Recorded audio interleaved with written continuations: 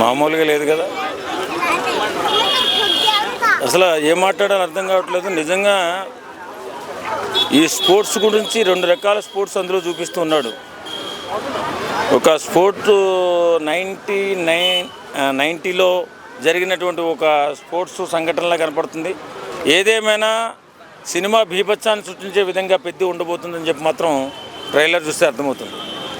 నిజంగా రామ్ చరణ్ గారు ఆయన పర్ఫార్మెన్స్ కానీ, బుచ్చుబాబు గారి స్క్రీన్ ప్లే డైరెక్షన్ కానీ చాలా అద్భుతమైన సినిమాని మనకి జూన్ 4వ తారీఖు మన ముందుకు వస్తుంది.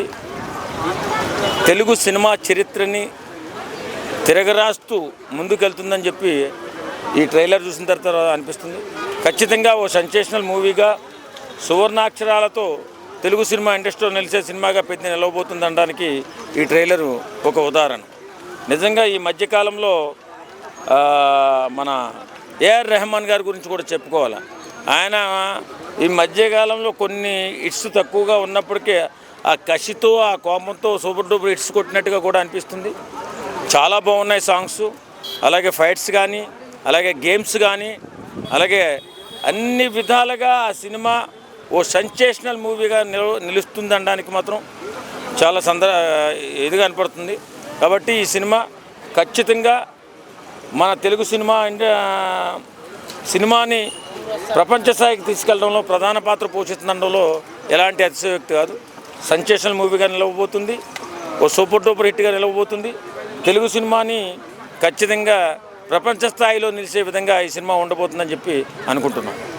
చరణ్ కష్టానికి కానీ యాక్టింగ్కి కానీ నేషనల్ అవార్డు ఏమైనా ఎక్స్పెక్ట్ చేయవచ్చు? ఖచ్చితంగానండి, ఖచ్చితంగా 100% ఆయన డెడికేషను నిజంగా ఆయన చూస్తేనే మనం కూడా ఇలా పనిచేసుకోవాలి కదా అనిపించే రీతిలో కష్టపడుతూ ఉంటాడు.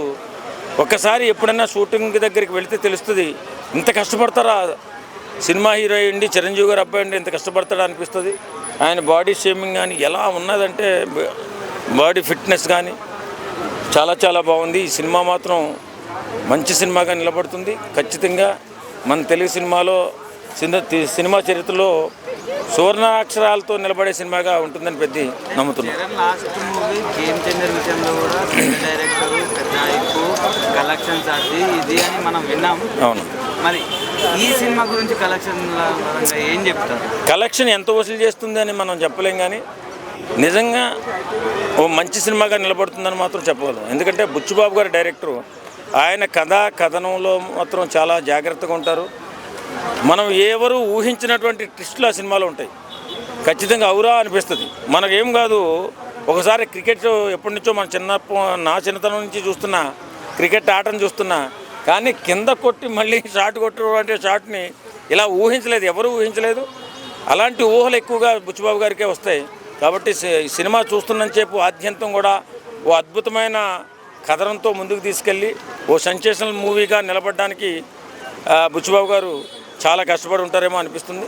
నిజంగా సినిమా చాలా సూపర్ డూపర్ హిట్ కూడా అవుతుంది.